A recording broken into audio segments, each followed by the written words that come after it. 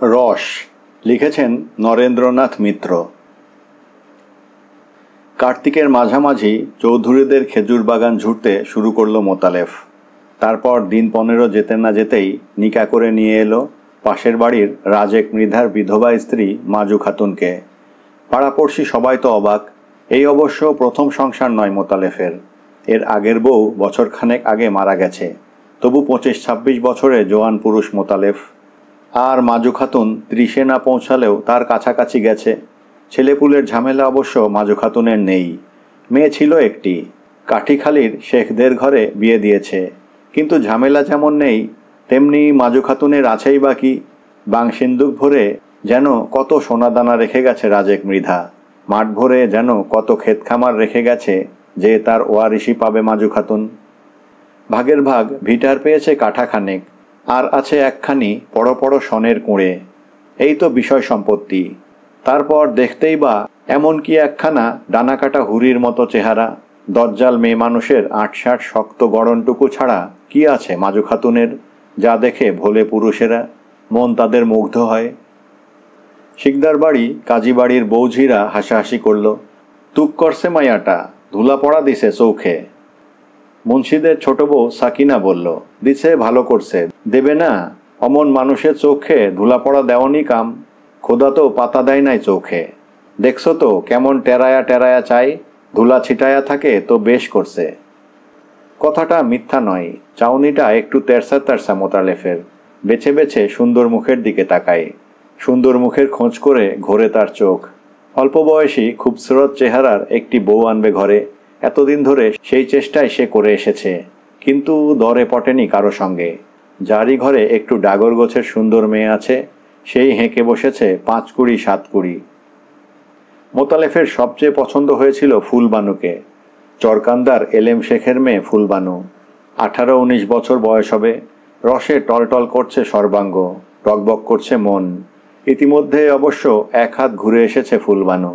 খেতে পড়তে কষ্ট দেয়, মারধর করে, এইসব অজুহাতে তালাক নিয়ে এসেছে কৈডুবির গফুর শিকদারের কাছ থেকে। আসলে বয়স বেশি আর চেহারা সুন্দর নয় বলে গফুরকে পছন্দ হয়নি ফুলবানুর। সেই জন্যেই ইচ্ছে করে নিজে ঝগড়া কোন্দল বাঁধিয়েছে তার সঙ্গে।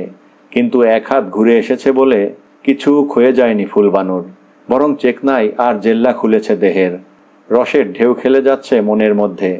চরকান্দায় নদীর ঘাটে ফুলবানুকে একদিন দেখেছিল মোতালেফ।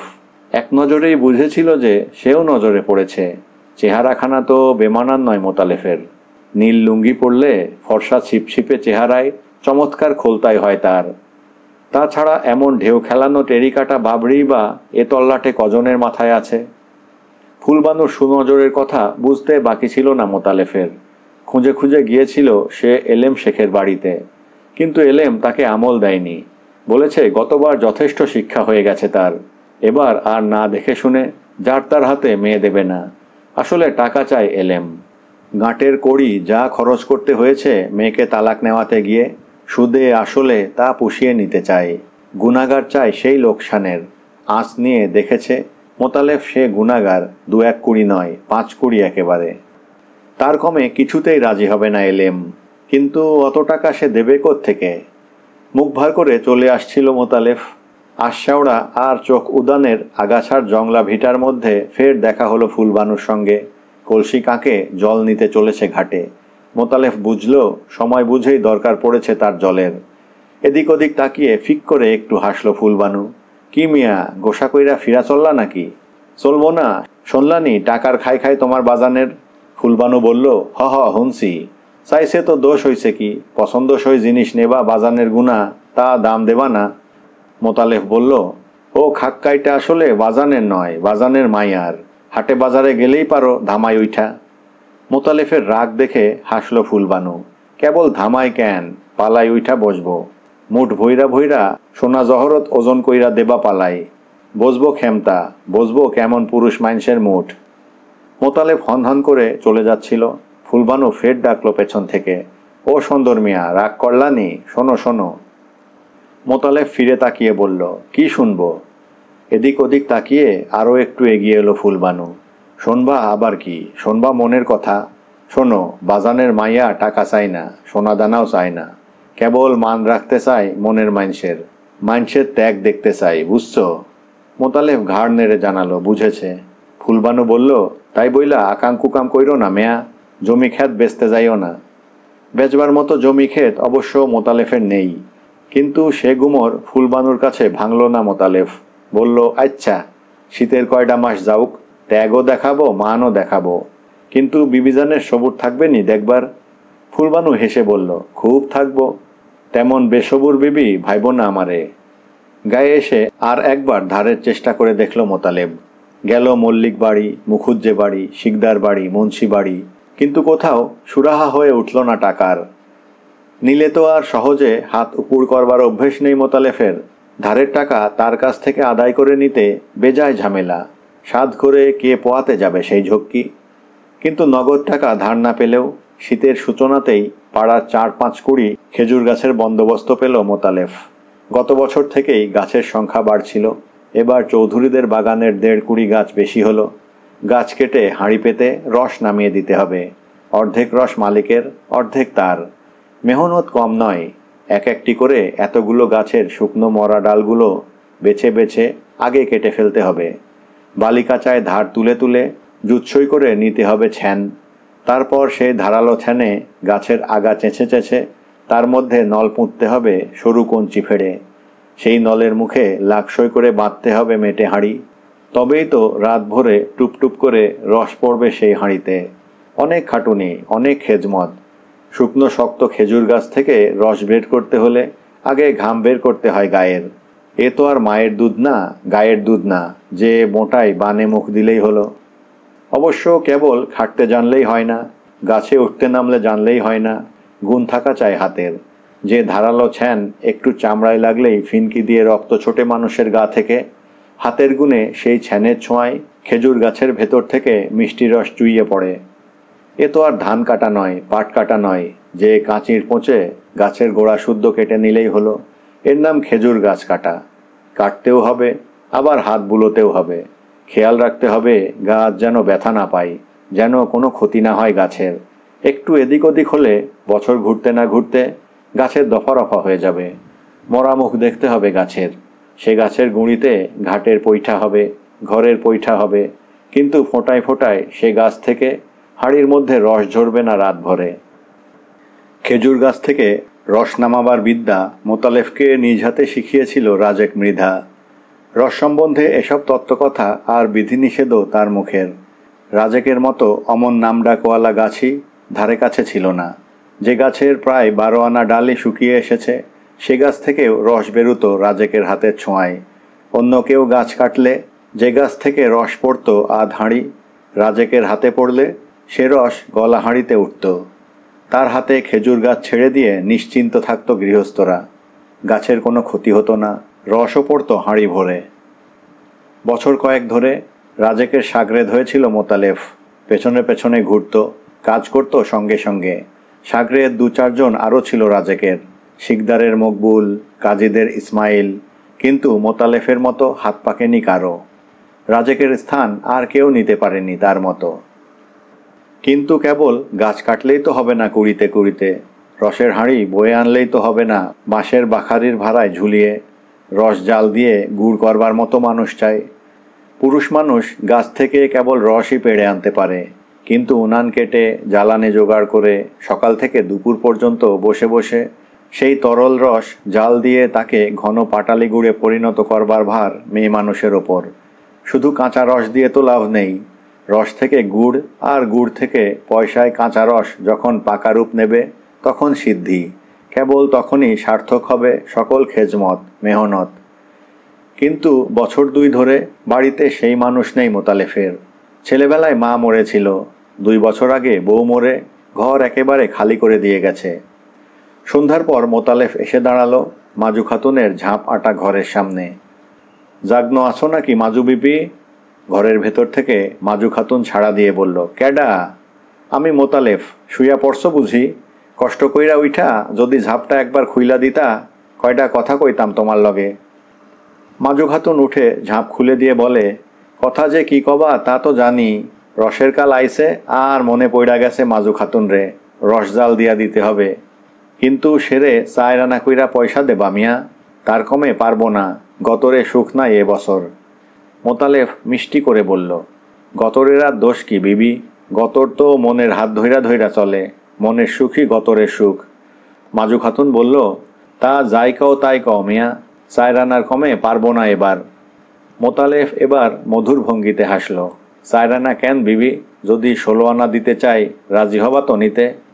মোতালেফের হাসির ভঙ্গিতে মাজু খাতুনের বুকের মধ্যে একটু যেন কেমন করে উঠল, কিন্তু মুখে বলল, তোমার রঙ্গ তামাশা থুইয়া দাও মিয়া, কাজের কথা কবা তো কও, নইলে যাই গিয়া শুই। মোতালেফ বলল, সবাই তো, রাত তো শুইয়া ঘুমাবার জন্যই, কিন্তু শুইলেই কি আর চোখে ঘুম আসে মাজু বিবি? না চাইয়া চাইয়া এই শীতের লম্বা রাত কাটান যায়। ইশারা ইঙ্গিত রেখে এরপর মোতালেফ আরও স্পষ্ট করে খুলে বলল মনের কথা। কোনো রকম অন্যায় সুবিধা সুযোগ নিতে চায় না সে। মোল্লা ডেকে কলমা পড়ে সে নিকা করে নিয়ে যেতে চায় মাজু খাতুনকে। ঘর গেরস্থালির 16 আনা ভার তুলে দিতে চায় তার হাতে। প্রস্তাব শুনে মাজু খাতুন প্রথমে অবাক হয়ে গেল, তারপর একটু ধমকের সুরে বলল, রঙ্গতামাশার আর মানুষ পাইলা না তুমি? কেন, কাঁচা বয়সে মায়া পোলার কি অভাব হয়েছে নাকি দেশে, যে তাগত হইয়া তুমি আসবা আমার দুয়ারে? মোতালেফ বলল, অভাব হবে কেন মাজু বিবি, কম বয়সী মায়া পোলা অনেক পাওয়া যায়, কিন্তু শত হইলেও তারা কাঁচা রসের হাঁড়ি। কথার ভঙ্গিতে একটু কৌতুক বোধ করল মাজু খাতুন। বলল, সাঁচাই নাকি? আর আমি? তোমার কথা আলাদা, তুমি হইলা নেশার কালে তাড়ি আর নাস্তার কালে গুড়, তোমার সাথে তাগো তুলো না। তখনকার মতো মোতালেফকে বিদায় দিলেও তার কথাগুলো মাজু খাতুনের মন থেকে সহজে বিদায় নিতে চাইল না। অন্ধকার নিঃসঙ্গ শয্যায় মোতালেফের কথাগুলো মনের ভেতরটায় কেবলই তোলপাড় করতে লাগলো। মোতালেফের সঙ্গে পরিচয় অল্প দিনের নয়। রাজেক যখন বেঁচে ছিল, তার সঙ্গে সঙ্গে থেকে যখন কাজকর্ম করত মোতালেফ, তখন থেকেই এ বাড়িতে তার আনাগোনা, তখন থেকেই জানাশোনা দুজনের। কিন্তু সেই জানাশোনার মধ্যে কোনো গভীরতা ছিল না। মাঝে মাঝে একটু হালকা ঠাট্টা তামাশা চলত, কিন্তু এর বেশি এগুবার কথা মনেই পড়েনি কারো। মোতালেফের ঘরে ছিল বউ, মাজু খাতুনের ঘরে ছিল স্বামী। স্বভাবটা একটু কঠিন আর কাঠখোট্টা ধরনেরই ছিল রাজেকের। ভারী কড়া কড়া চাঁচা ছোলা ছিল তার কথাবার্তা। শীতের সময় কুড়িতে কুড়িতে রসের হাঁড়ি আনত মাজু খাতুনের উঠানে, আর মাজু খাতুন সেই রস জাল দিয়ে করত পাটালি গুড়। হাতের গুণ ছিল মাজু খাতুনের। তার তৈরি গুড়ের শের 2 পয়সা বেশি দরে বিক্রি হতো বাজারে। রাজেক মরে যাওয়ার পর পাড়ার বেশিরভাগ খেজুর গাছই গেছে মোতালেফের হাতে। 2-1 হাঁড়ি রস কোনোবার ভদ্রতা করে তাকে খেতে দেয় মোতালেফ, কিন্তু আগেকার মতো হাঁড়িতে আর ভরে যায় না উঠান। গতবার মাসখানেক তাকে রস জাল দিতে দিয়েছিল মোতালেফ। চুক্তি ছিল 2 আনা করে পয়সা দেবে প্রতি সেরে, কিন্তু মাসখানেক পরেই সন্দেহ হয়েছিল মোতালেফের। মাজু খাতুন গুড় চুরি করে রাখছে, অন্য কাউকে দিয়ে গোপনে গোপনে বিক্রি করাচ্ছে সেই গুড়। 16 আনা জিনিস পাচ্ছে না মোতালেফ। ফলে কথান্তর মনান্তর হয়ে সে বন্দোবস্ত ভেস্তে গিয়েছিল।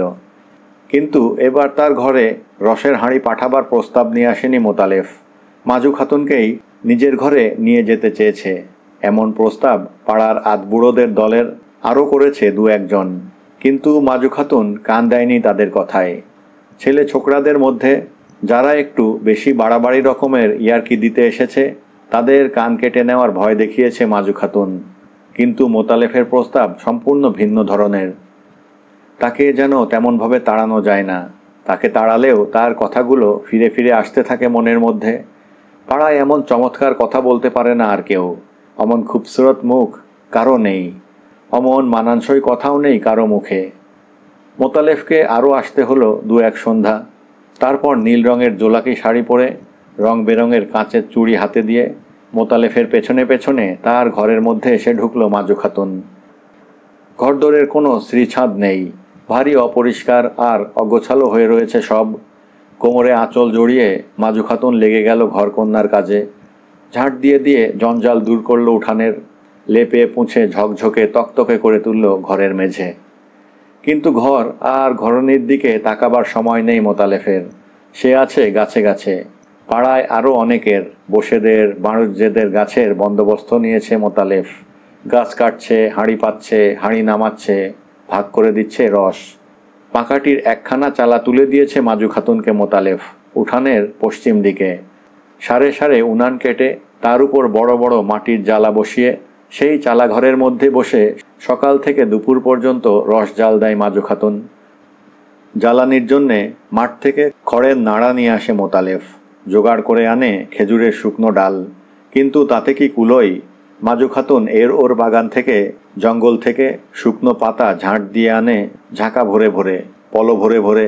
বিকেলে বসে বসে দা দিয়ে টুকরো টুকরো করে শুকনো ডাল কাটে জ্বালানির জন্যে। বিরাম নেই, বিশ্রাম নেই, খাটুনি গায়ে লাগে না। অনেক দিন পরে মনের মতো কাজ পেয়েছে মাজু খাতুন, মনের মতো মানুষ পেয়েছে ঘরে।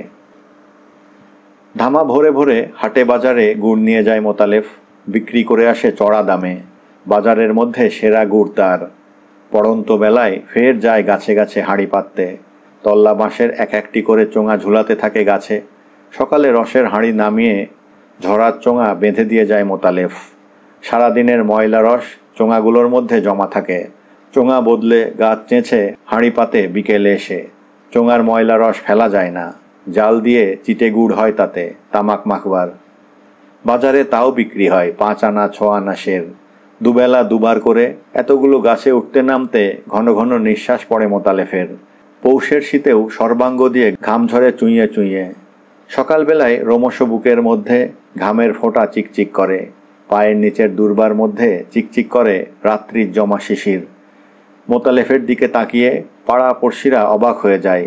চিরকালই অবশ্য খাটিয়ে মানুষ মোতালেফ, কিন্তু বেশি উৎসাহ নিয়ে কাজ করতে, দিনরাত এমন কলের মতো পরিশ্রম করতে এর আগে তাকে দেখা যায়নি কোনো দিন। ব্যাপারটা কি? গাছ কাটা অবশ্য মনের মতোই কাজ মোতালেফের, কিন্তু পছন্দসই মনের মানুষ কি সত্যিই এলো ঘরে? সেরা গাছের সবচেয়ে মিষ্টি 2 হাঁড়ি রস আর সের 3 পাটালি গুড় নিয়ে মোতালেফ গিয়ে একদিন উপস্থিত হলো চরকান্দায় এলেম শেখের বাড়িতে। সেলাম জানিয়ে এলেমের পায়ের সামনে নামিয়ে রাখলো রসের হাঁড়ি, গুড়ের সাজি। তারপর কোঁচার খুঁটের বাঁধন খুলে বের করলো 5খানা 10 টাকার নোট। বলল, অর্ধেক আগাম দিলাম মেয়া সাব। এলেম বলল, আগাম কিসের? মোতালেফ বলল, আপনার মাইয়ার। তাজা করকরে নোট বেছে নিয়ে এসেছে মোতালেফ। কোনায় কিনারে চুল পরিমাণ ছিঁড়ে যায়নি কোথাও, কোনো জায়গায় ছাপ লাগেনি ময়লা হাতের। নগদ 50 টাকা। নোটগুলোর ওপর হাত বুলাতে বুলাতে এলেম বলল, কিন্তু এখন আর টাকা আগাম নিয়ে আমি কি করব মেয়া? তুমি তো শুনলাম নেকা কইরা নিছো রাজেক মেরধার কবিলারে। সতীনের ঘরে যাবে কেন আমার মাইয়া? মায়া কি ঝগড়া আর চিল্লাচিল্লি করবে? মারামারি কাটাকাটি কইরা মরবে দিন রাত? মোতালেফ মুচকি হাসে, বলল, তার জন্যে ভাবেন কেন মেয়া সাব? গাছের রস যতদিন আছে, গায়ে শীত যতদিন আছে, মাজু খাতুনও ততদিন আছে আমার ঘরে। দক্ষিণা বাতাস খেললেই সব সাফ হইয়া যাবে উইড়া। এলেম শেখ জলচৌকি এগিয়ে দিল মোতালেফকে বসতে, হাতের হুঁকোটা এগিয়ে দিল মোতালেফের দিকে। তারিফ করে বলল, মগজের মধ্যে তোমার সাঁচাই জিনিস আছে মিয়া, সুখ আছে তোমার সাথে কথা কইয়া কাম কইরা। ফুলবানুকেও একবার চোখের দেখা দেখে যেতে অনুমতি পেল মোতালেফ। আড়াল থেকে দেখতে শুনতে ফুলবানুর কিছু বাকি ছিল না। তবু মোতালেফকে দেখে ঠোঁট ফুলালো ফুলবানু। বেসবুর কেডা হইল মেয়া? এদিকে আমি রইলাম পথ চাইয়া, তুমি ঘরে নিয়া ঢুকাইলা আর একজনারে। মোতালেফ জবাব দিল, না ঢুকাইয়ে কি করি? মানের দায়ে জানের দায়ে বাধ্য হয়ে তাকে এই ফন্দি খুঁজতে হয়েছে। ঘরে কেউ না থাকলে পানি চুনি দেয় কে? প্রাণ বাঁচে কি করে? ঘরে কেউ না থাকলে রস জাল দিয়ে গুড় তৈরি করে কে? আর সেই গুড় বিক্রি করে টাকা না আনলেই বা মান বাঁচে কি করে? ফুলবানু বলল, বুঝলাম, মানও বাঁচাইলা, জানও বাঁচাইলা, কিন্তু গায়ে যে আরেকজনের গন্ধ জড়াই রইল, তা ছাড়বা কেমনে? মনে এলেও মুখ ফুটে এ কথাটা বলল না মোতালেফ, যে মানুষ চলে গেলে তার গন্ধ সত্যি আরেকজনের গায়ে জড়িয়ে থাকে না। তা যদি থাকতো তাহলে সে গন্ধ তো ফুলবানুর গা থেকেও বেরোতে পারত। কিন্তু সে কথা চেপে গিয়ে মোতালেফ ঘুরিয়ে জবাব দিল, বলল, গন্ধের জন্যে ভাবনা কি ফুলবিবি? সোডা সাবান কিনা দিব বাজার গুনা, ঘাটের পৈঠায় পা ঝুলাইয়া বসবো তোমারে লইয়া। গতর গুনা ঘইসা ঘইসা বদগন্ধ উঠাইয়া ফেইল। মুখে আঁচল চাপতে চাপতে ফুলবানি বলল, সাঁচাই নাকি? মোতালেফ বলল, সাঁচা না তো কি মিশা, সুইঙ্গা দেখো, তখন নতুন মাইনসের নতুন গন্ধে ভুরভুর করবে গতর। দক্ষিণা বাতাসে চুলের গন্ধে ফুলের গন্ধে ভুরভুর করবে। কেবল সবুর কইরা থাকো আর 2খান মাস। ফুলবানু আর একবার ভরসা দিয়ে বলল, বেসবুর মানুষ ভাইব না আমারে। যে কথা সেই কাজ মোতালেফের। 2 মাসের বেশি সবুর করতে হলো না ফুলবানুকে। গুড় বেচে আরও 50 টাকা জোগাড় হতে মোতালেফ মাজু খাতুনকে তালাক দিল। কারণটাও সঙ্গে সঙ্গে পাড়াপড়শিকে সাড়ম্বরে জানিয়ে দিল।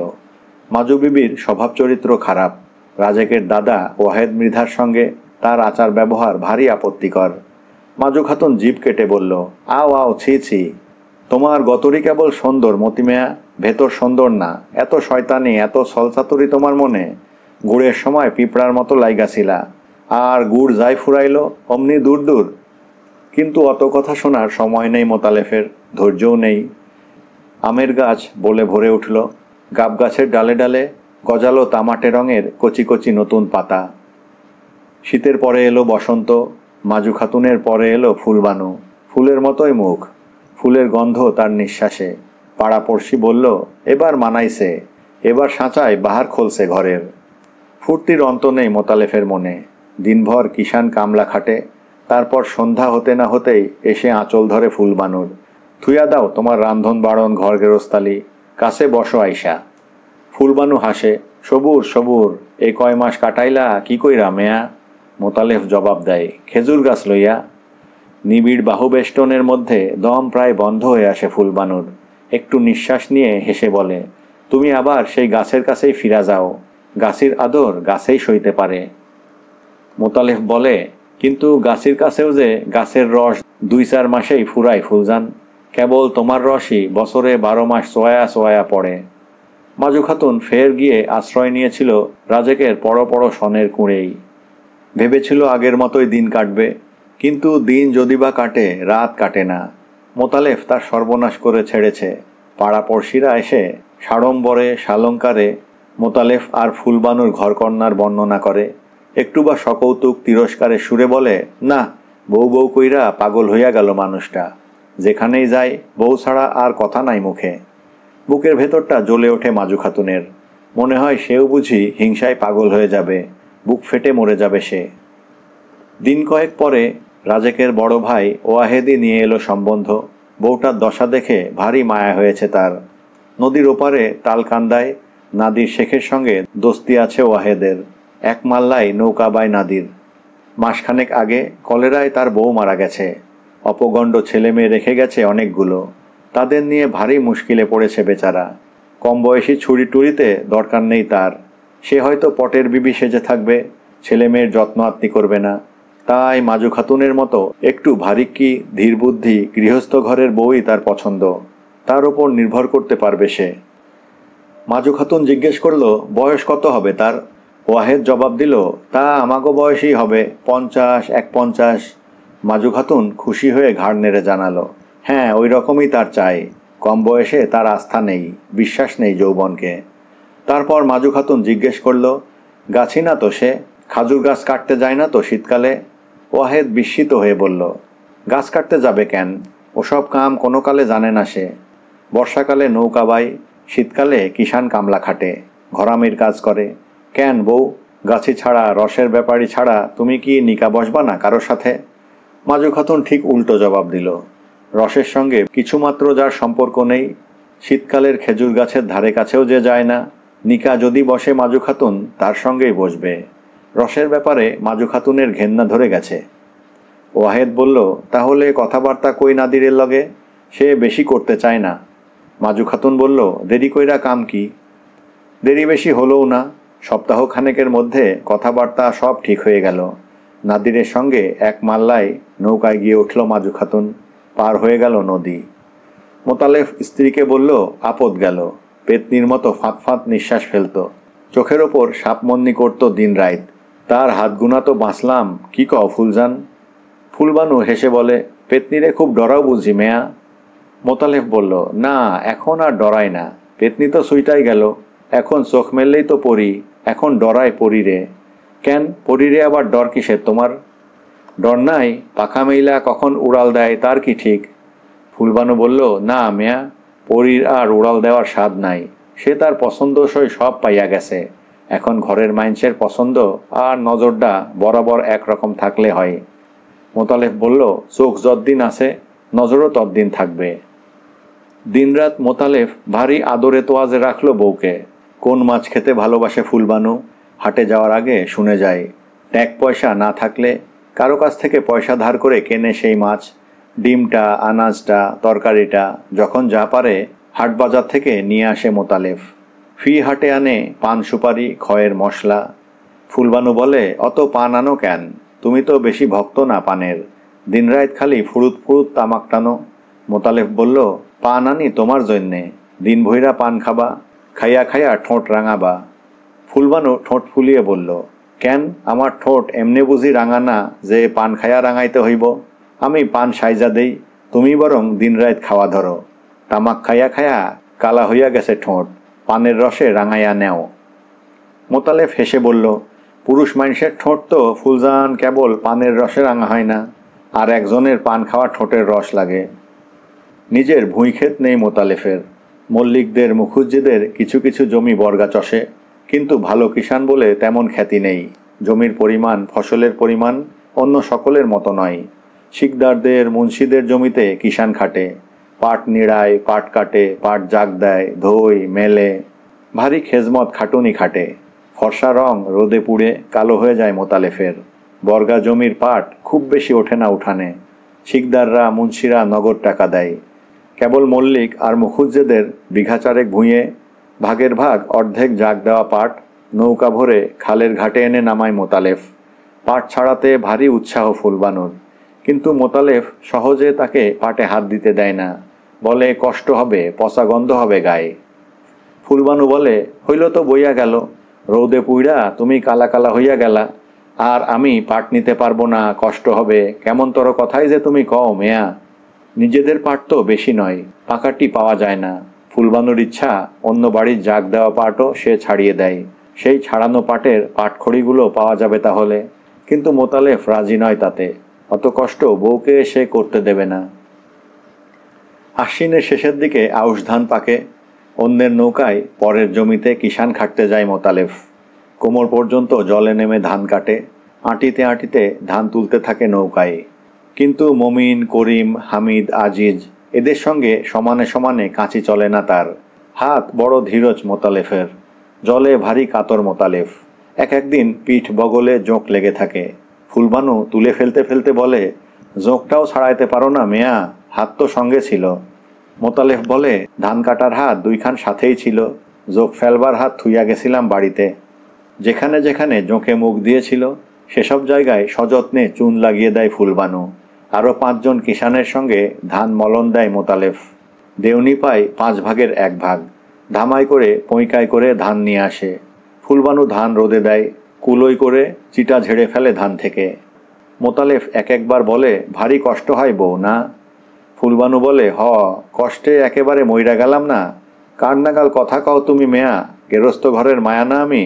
না সাঁচায় আসমান গুনা নাই মাইছি।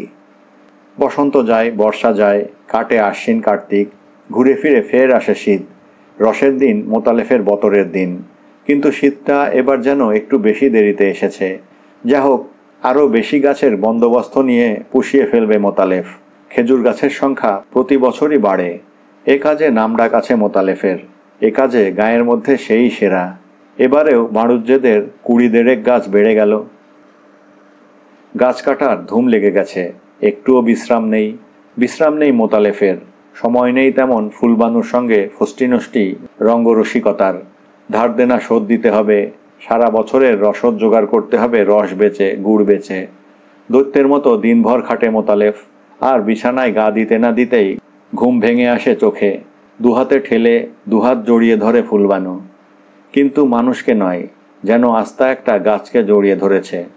অসাড়ে ঘুমোয় মোতালেফ, শব্দ বেরোয় নাক থেকে, আর কোনো অঙ্গ সাড়া দেয় না। মোটা কাঁথার মধ্যেও শীতে কাঁপে ফুলবানু। মানুষের গায়ের গরম না পেলে এত শীত কি কাঁথায় মানে? কেবল রস আনলেই হয় না, রস জাল দেওয়ার জ্বালানি চাই। এখান থেকে ওখান থেকে শুকনো ডালপালা আর খড় বয়ে আনে মোতালেফ। ফুলবানুকে বলে, রস জাল দাও, যেমন মিঠা হাত তেমন মিঠা গুড় বানান চাই, সেরা আর সরেস জিনিস হওয়া চাই বাজারের। কিন্তু হাঁড়িতে হাঁড়িতে রসের পরিমাণ দেখে মুখ শুকিয়ে যায় ফুলবানুর। বুক কাঁপে। 2-1 হাঁড়ি রস জাল দিয়েছে সে বাপের বাড়িতে, কিন্তু এত রস একসঙ্গে সে কোনোদিন দেখেনি, কোনো কালে জাল দেয়নি। মোতালেব তার ভঙ্গি দেখে হেসে বলে, ভয় কি, আমি তো আসিই কাছে কাছে, আমারে পুষ কইরো, আমি কইয়া কইয়া দেব। মনের মধ্যে যেমন টকবক করে রস, জালার মধ্যেও তেমন করা চাই। কিন্তু উনানের কাছে সকাল থেকে দুপুর পর্যন্ত বসে বসে মনের রস শুকিয়ে আসে ফুলবানুর। নিবু নিবু করে উনানের আগুন, তেমন করে টকবক করে না জালার রস। সারা দুপুর উনানের ধারে বসে বসে চোখ মুখ শুকিয়ে আসে ফুলবানুর, রূপ ঝলসে যায়, তবু গুড় হয় না পছন্দ মতো। কেমন যেন নরম নরম থাকে পাটালি, কোনোদিন বা পুড়ে তেতো হয়ে যায়। মোতালেব রুক্ষ স্বরে বলে, কেমন তর মায়া মানুষ তুমি, এত কইরা কইয়া দেই, বুঝাইলে বোঝো না।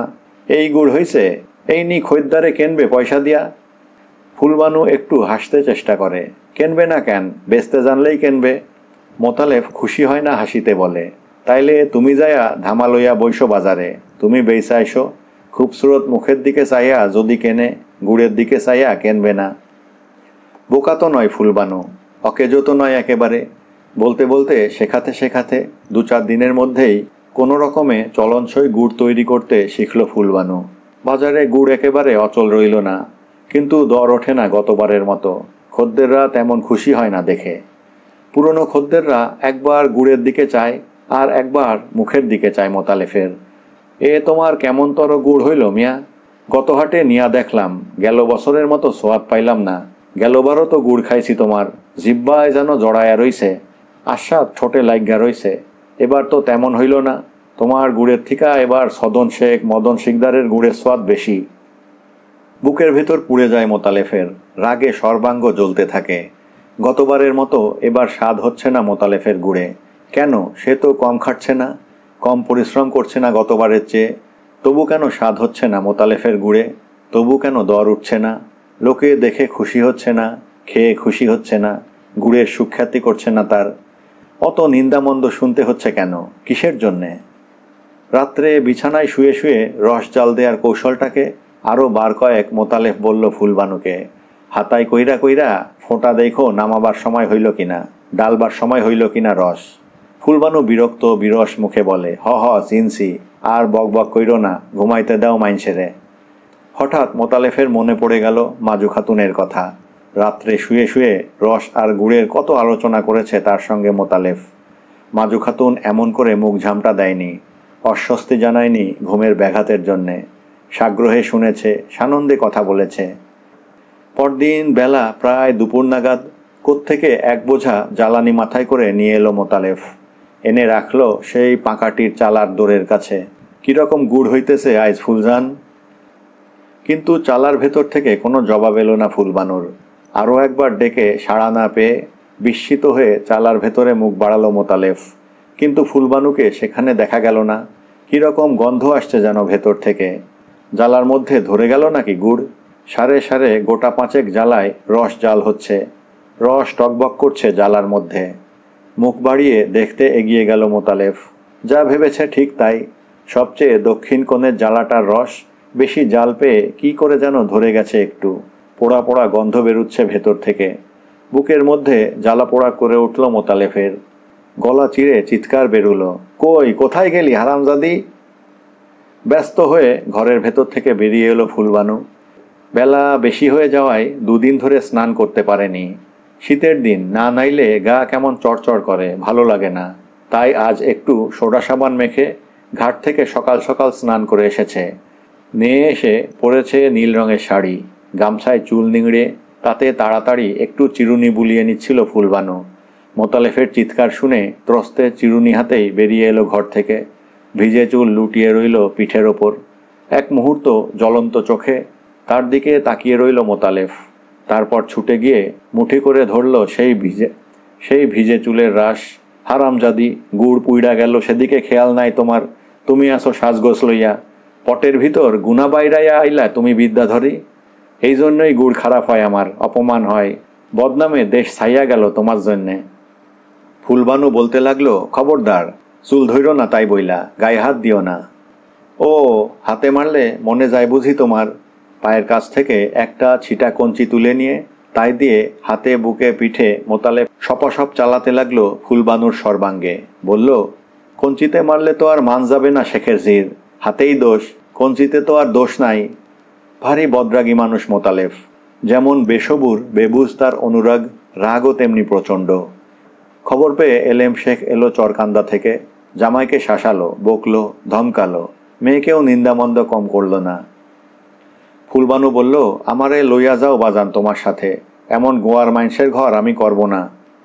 কিন্তু বুঝিয়ে সুঝিয়ে এলেম শেখ রেখে গেল মেয়েকে। একটু আশকারা দিলেই ফুলবানু পেয়ে বসবে, আবার তালাক নিতে চাইবে। কিন্তু গৃহস্থ ঘরে অমন বারবার অদল বদল আর ঘর বদলানো কি চলে? তাতে কি মান সম্মান থাকে সমাজের কাছে? একটু সবুর করলেই আবার মন নরম হয়ে আসবে মোতালেফের। দুদণ্ড পরেই আবার মিলমিশ হয়ে যাবে। স্বামী স্ত্রীর ঝগড়াঝাঁটি দিনে হয়, রাত্রে মেটে। তা নিয়ে আবার একটা ভাবনা। মিটে গেল। খানিক বাদেই আবার যেচে আপোষ করল মোতালেফ। সেধে ভেজে মান ভাঙালো ফুলবানুর। পরদিন ফের আবার উনানের পিঠে রস জাল দিতে গিয়ে বসল ফুলবানু। দুপুরের পর ধামায় বয়ে মোতালেফ গুড় নিয়ে চলল হাটে। যাবার সময় বলল, এই 2টা মাস কাইটা গেলে কোনো রকমে তোমার কষ্ট সারে ফুলজান। ফুলবানু বলল, কষ্ট আবার কি? কিন্তু কেবল মুখের কথা, কেবল যেন ভদ্রতার কথা, মনের কথা যেন ফুটে বেরোয় না দুজনের কারোর মুখ দিয়েই। সে কথার ধরন আলাদা, ধ্বনি আলাদা, তা তো আর চিনতে বাকি নেই কারো। বলেও জানে, শোনেও জানে। হাটের পর হাট যায়। রসের বতর প্রায় শেষ হয়ে আসে। গুড়ের খ্যাতি বাড়ে না মোতালেফের, দর চড়ে না। কিন্তু তা নিয়ে ফুলবানুর সঙ্গে বাড়ি এসে আর তর্ক বিতর্ক করে না মোতালেফ। চুপ করে বসে হুঁকোয় তামাক টানে। খেজুর গাছ থেকে নল বেয়ে চুঁয়ে চুঁয়ে রস পড়ে হাঁড়ির মধ্যে। ভোরে গাছে উঠে রস ভরা বড় বড় হাঁড়ি নামিয়ে আনে মোতালেফ। কিন্তু গত বছরের মতো যেন সুখ নেই মনে, ফুর্তি নেই। ঘামে এবারও সর্বাঙ্গ ভিজে যায়, কিন্তু শুকনো পাকাটির মতো খটখট করে মন। দুপুরে রোদের মতো খাঁ খাঁ করে। কোথাও ছিটে ফোঁটা নেই রসের। রসের হাঁড়িতে ভরে যায় উঠান। রসবতী নারী ঘরের মধ্যে ঘোরাফেরা করে, তবু যেন মন ভরে না। কেমন যেন খালি খালি মনে হয় দুনিয়া। একদিন হাটের মধ্যে দেখা হয়ে গেল নদীর পাড়ের নাদির শেখের সঙ্গে। সেলাম মেয়া সাব। আলাইকুম আসসালাম। মোতালেব বলল, ভালো তো সব? সাওয়াল পান ভালো তো? মাজু খাতুনের কথাটা মুখে এনেও আনতে পারল না মোতালেফ। নাদির একটু হেসে বলল, হ মেয়া, ভালোই আছে সব, খোদার দোয়ায় চইলা যাইতাছে কোনো রকমে সকমে। মোতালেফ একটু ইতস্তত করে বলল, সাওয়াল পানের জন্যে সের 2-3 গুড় লইয়া যান মেয়া, ভালো গুড়। নাদির হেসে বলল, ভালোই তো, আপনার গুড় তো কোনো কালে খারাপ হয় না। হঠাৎ ফস করে কথাটা মুখ থেকে বেরিয়ে যায় মোতালেফের। না মেয়া, সে দিনকাল আর নাই। অবাক হয়ে নাদির এক মুহূর্ত তাকিয়ে থাকে মোতালেফের দিকে। এ কেমনতর ব্যাপারী, গুড় বেচতে এসে নিজের গুড়ের নিন্দা কি কেউ নিজে করে? নাদির জিজ্ঞাসা করে, কত কইরা দিতেছেন? দামের জন্যে কি, 2 সের গুড় দিলাম আপনার পোলা পাইনরে খাইতে। কয়েন জানি চাচাই দিছে। নাদির ব্যস্ত হয়ে বলে, না না না, সে কি মেয়া, আপনার বেচবার জিনিস দাম না দিয়া নেব কেন আমি? মোতালেফ বলে, আচ্ছা নেয়া তো যায় নাইজ, খাইয়া দেখেন, দাম না হয় সামনের হাটে দিবেন। বলতে বলতে কথাগুলো যেন মুখে আটকে যায় মোতালেফের। এবারেও জিনিস কাটাবার জন্যে বলতে হয় এসব কথা। গুড়ের গুণপনার কথা ঘোষণা করতে হয় খদ্দেরের কাছে। কিন্তু মনে মনে জানে কথাগুলো কত মিথ্যা। পরের হাটে এসব খদ্দের আর পারতপক্ষে গুড় কিনবে না তার কাছ থেকে, ভিড় করবে না তার গুড়ের ধামার সামনে। অনেক বলা কয় 1 সের গুড় কেবল বিনা দামে নিতে রাজি হয় নাদির, আর বাকি 2 সেরের পয়সা গুনে দেয় জোর করে মোতালেফের হাতের মধ্যে। মাজু খাতুন সব শুনে আগুন হয়ে ওঠে রেগে। ও গুড় সাওয়াল পানরে খাওয়াইতে চাও খাওয়াও, কিন্তু আমি ও গুড় ছোঁব না হাত দিয়া, তোমার বাপের বিটি না আমি। এক হাট যায়, নাদির আর ঘেঁষে না মোতালেফের গুড়ের কাছে। মাজু খাতুন নিষেধ করে দিয়েছে নাদিরকে, খবরদার, ওই মাইনসের সাথে যদি ফের খাতির নাতির করো, আমি চইলা যাব ঘরগুনা। রাত পোহাইলে আমারে আর দেখতে পাবা না। মনে মনে মাজু খাতুনকে ভারী ভয় করে নাদির। কাজে কর্মে সরেশ, কথায় বার্তায় বেশ, কিন্তু রাগলে আর কাণ্ডজ্ঞান থাকে না বিবির। দিন কয়েক পরে একদিন ভোরবেলায় 2টি সেরা গাছের সবচেয়ে ভালো 2 হাঁড়ি রস নিয়ে নদীর ঘাটে গিয়ে খেয়া নৌকায় উঠে বসল মোতালেফ। ঝাপটানো কুল গাছটার পাশ দিয়ে ঢুকলো গিয়ে নাদেরের উঠানে। বাড়ি আছেন নাকি মেয়া? হুঁকো হাতে নাদির বেরিয়ে এলো ঘর থেকে। ক্যাডা? ও আপনি, আসেন আসেন, আবার রস নিয়ে আইসেন কেন মেয়া সাহেব? মোতালেফকে নাদির আমন্ত্রণ জানালো বটে, কিন্তু মনে মনে ভারী শঙ্কিত হয়ে উঠল মাজু খাতুনের জন্য। যে মানুষের নামগন্ধ শুনতে পারে না বিবি, সেই মানুষ নিজে এসে সশরীরে হাজির হয়েছে। না জানি কি কেলেঙ্কারিটাই ঘটায়। যা ভেবেছে নাদির তাই। বাখারির বেড়ার ফাঁক দিয়ে মোতালেফকে দেখতে পেয়েই স্বামীকে ঘরের ভেতর ডেকে নিল মাজু খাতুন। তারপর মোতালেফকে শুনিয়ে শুনিয়ে বলল, যাইতে কও এ বাড়িগুনা, এখনই নাইমা যাইতে কও। একটুও কি সরম ভরম নাই মনের মধ্যে? কোন মুখে উঠল আইসা এখানে? নাদির ফিসফিস করে বলে, আস্তে আস্তে, একটু গলা নামায়া কথা কও বিবি, শুনতে পাবে। মানুষের বাড়ি মানুষ আইছে, অমন কইরা কথা কয় নাকি? কুকুর বেড়ালরেও তো অমন কইরা খেদায় না মাইনসে। মাজু খাতুন বলল, তুমি বুঝবা না মিয়া, কুকুর বিড়াল থিকাও অধম থাকে মানুষ, শয়তান থিকাও সাংঘাতিক হয়। পুষ করো, রস খাওয়াইতে যে আইলো আমারে, একটুও ভয় ডর নাই মনে, একটুও কি নাচ শরম নাই? একটা কথাও মৃদুস্বরে বলছিল না মাজু খাতুন। তার সব কথাই কানে যাচ্ছিল মোতালেফের। কিন্তু আশ্চর্য, এত কঠিন এত রূঢ় ভাষাও যেন তাকে ঠিক আঘাত করছিল না। বরং মনে হচ্ছিল এত নিন্দামন্দ, এত গালাগাল তিরস্কারের মধ্যেও কোথায় যেন একটু মাধুর্য মিশে আছে। মাজু খাতুনের তীব্র কর্কশ গলার ভেতর থেকে আহত বঞ্চিত নারীর অভিমানরুদ্ধ কণ্ঠের আমেজ আসছে যেন একটু একটু। ছ্যানের খোঁচায় নলের ভেতর দিয়ে ফোঁটায় ফোঁটায় চুঁয়ে চুঁয়ে পড়ছে রস। দাওয়ায় উঠে রসের হাঁড়ি দুটি হাত থেকে মাটিতে নামিয়ে রেখে মোতালেফ নাদিরকে ডেকে বলল, মেয়া সাহেব শুনবেননি একটু? নাদির লজ্জিত মুখে ঘর থেকে বেরিয়ে এসে বলল, বসেন মেয়া বসেন, ধরেন তামাক খান। নাদিরের হাত থেকে হুঁকোটা হাত বাড়িয়ে নিল মোতালেফ, কিন্তু সঙ্গে সঙ্গেই মুখ লাগিয়ে টানতে শুরু করল না। হুঁকোটা হাতেই ধরে রেখে নাদিরের দিকে তাকিয়ে বলল, আমার হইয়া একটা কথা কন বিবিরে। নাদির বলল, আপনিই কন না, দোষ কি তাতে? মোতালেফ বলল, না আপনিই কন, কথা কবার মুখ আমার নাই। কন যে মোতালেফ মেয়া, খাওয়াবার জন্যে আনে নাই রস, সেইটুকু বুদ্ধি তার আছে। নাদির কিছু বলার আগেই মাজু খাতুন ঘরের ভেতর থেকে বলে উঠল, তয় কিসের জন্যে আনছে? নাদিরের দিকে তাকিয়ে তাকিয়েই জবাব দিল মোতালেফ। বলল, কয়েন যে আনছে জাল দিয়া 2 সের গুড় বানায়া দেওয়ার জন্যে। সেই গুড় ধামায়া কইরা হাটে নিয়ে যাবে মোতালেফ মিয়া, নিয়া বেচবে অচেনা খদ্দারের কাছে।